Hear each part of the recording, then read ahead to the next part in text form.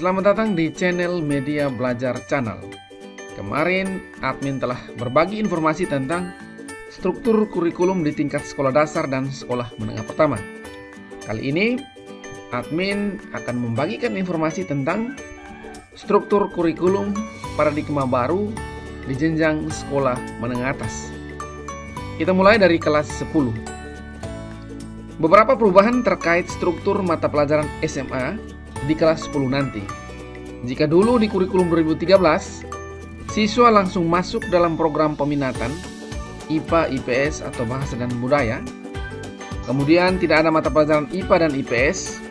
Mata pelajaran langsung spesifik pada fisika, kimia, geografi, ekonomi, dan sebagainya.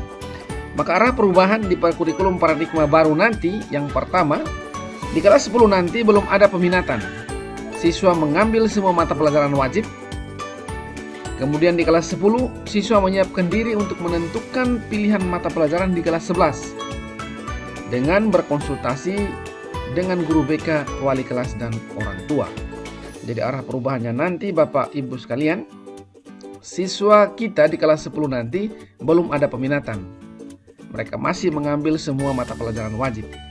Nah, ini dimaksudkan untuk nanti di kelas 11 nanti mereka boleh memilih mata pelajaran sesuai dengan minat mereka masing-masing. Adapun mata pelajaran kelompok IPA dan IPS terdiri dari, untuk mapel IPA ada fisika, kimia, biologi dengan 6 jam pelajaran per minggu. Mapel IPS ada sosiologi, ekonomi, sejarah, dan geografi dengan durasinya 8 jam pelajaran per minggu.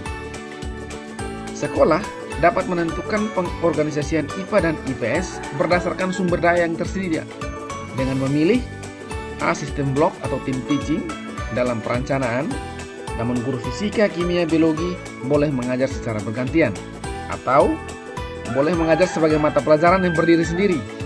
Bisa juga terintegrasi tim teaching dalam perencanaan dan pembelajaran. Di setiap tengah dan akhir semester ada 2 unit inquiry yang mengintegrasikan mapel-mapel dalam masing-masing IPA dan IPS. Kemudian, siswa diminta akan menulis esai sebagai salah satu syarat kelulusan. Dan partisipasi dalam berbagai kegiatan pembelajaran diharapkan memberi inspirasi terkait topik yang dipilih. Baik Bapak Ibu guru sekalian, seperti kita ketahui bahwa di kurikulum paradigma baru ini bukan hanya pelajaran utama saja yang kita utamakan, tetapi di kurikulum ini menghendaki ada pembelajaran dengan sistem project, baik di tingkat sekolah dasar, sekolah menengah pertama maupun sekolah menengah atas. Baik, mari kita lihat alokasi waktu pada mata pelajaran SMA kelas 10. Mari kita cermati tabel ini ya Bapak Ibu sekalian ya. Nah, pembelajaran di sekolah penggerak atau pembelajaran di kurikulum paradigma baru nanti sudah terbagi menjadi 2 bagian ya. Selain kegiatan reguler per minggu dalam 1 tahun, ada juga yang namanya kegiatan project. Nah, kegiatan project ini minimal 25% dari total jam pelajaran per tahun. Jadi berbeda dengan tingkat sekolah dasar dan sekolah menengah pertama kemarin, itu minimalnya 20% dan maksimalnya 25%. Sedangkan di tingkat sekolah menengah atas, minimalnya 25% dari total jam pelajaran per tahun. Untuk mata pelajaran sejarah Indonesia dan sejarah dunia digabung menjadi mata pelajaran sejarah. Di sini juga ditempatkan lagi mata pelajaran muatan lokal, di mana mata pelajaran muatan lokal ini bersifat opsional. Satuan pendidikan boleh mengintegrasikan muatan lokal dalam mata pelajaran lain atau diajarkan melalui kegiatan project. Seperti begitu.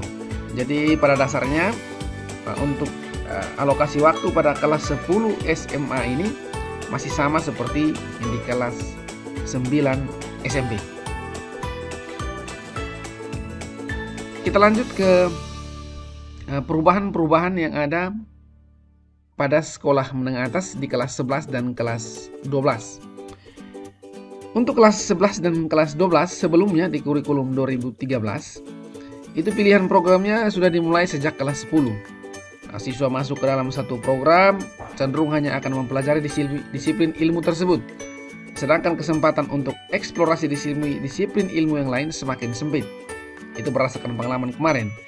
Nah, di sini siswa perlu mengambil keputusan tentang studi di perguruan tinggi sejak lulus SMP, dan kajian menunjukkan bahwa banyak di antara mereka yang merasa salah jurusan. Terjadi stratifikasi program, di mana IPA dianggap lebih baik daripada yang lain, dan kesempatan untuk masuk ke berbagai program studi perguruan tinggi lebih besar untuk lulusan program IPA, dan angka siswa masuk perguruan tinggi masih rendah. Nah, catatan-catatan ini menciptakan arah perubahan baru di kurikulum nanti, di mana di kelas 11 dan kelas 12 nanti siswa sudah memilih mata pelajaran dari kelompok pilihannya. Di sini siswa memilih mata pelajaran dari minimum 2 kelompok pilihan hingga syarat minimum jam pelajaran terpenuhi, di mana total jam pelajarannya adalah 40 jam per minggu. Ada 5 kelompok mata pelajaran yang direkomendasikan, yaitu MIPA yang terdiri dari matematika peminatan, fisika, kimia, biologi, dan informatika. IPS yang terdiri dari ekonomi, sosiologi, geografi, dan antropologi. Bahasa dan sastra yang terdiri dari bahasa dan sastra Indonesia, bahasa dan sastra Inggris, bahasa asing lainnya. Vokasi atau karya kreatif, misalnya budidaya, rekayasa, dan sebagainya. Kemudian seni dan olahraga, ini khusus untuk sekolah-sekolah yang ditetapkan pemerintah. Sekolah wajib membuka minimum 2 kelompok mata pelajaran. Apabila sumber daya memungkinkan, sekolah dapat membuka lebih dari 2 kelompok pilihan. Sekolah pun boleh bekerja sama dengan pemangku kepentingan setempat untuk mengembangkan capaian pembelajaran mata pelajaran vokasi.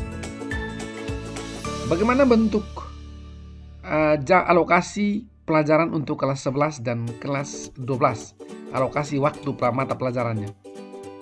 Di sini sekali lagi Bapak Ibu sekalian bahwa selain kegiatan reguler, sudah wajib disiapkan kegiatan yang berbasis proyek, di mana minimalnya total jam minimalnya adalah 25% dari total jam per tahun. Yang diberi warna hijau ini Bapak Ibu sekalian, ini adalah mata pelajaran yang diintegrasikan dengan proyek co-kurikuler. Sedangkan mata pelajaran pilihan, kelompok MIPA, kelompok IPS, bahasa dan budaya, itu tidak terintegrasi dengan kegiatan proyek. Kemudian seperti tadi sudah disebutkan bahwa sekolah wajib memilih 2 pilihan, sedangkan apabila memungkinkan sumber daya mencukupi, maka sekolah boleh membuka kelompok yang lain, di mana siswanya itu wajib mengambil minimal 1 mapel dari setiap kelompok. Sedangkan struktur yang lainnya masih sama seperti di kurikulum 2013 kemarin. Di sini perubahan yang besar atau perubahan yang nampak nyata hanyalah pada bagian pembelajaran berbasis proyek. Oke, baik Bapak Ibu guru sekalian, demikian informasi yang bisa admin sampaikan terkait perubahan-perubahan struktur mata pelajaran di tingkat sekolah menengah atas nanti. Salam sehat untuk semuanya.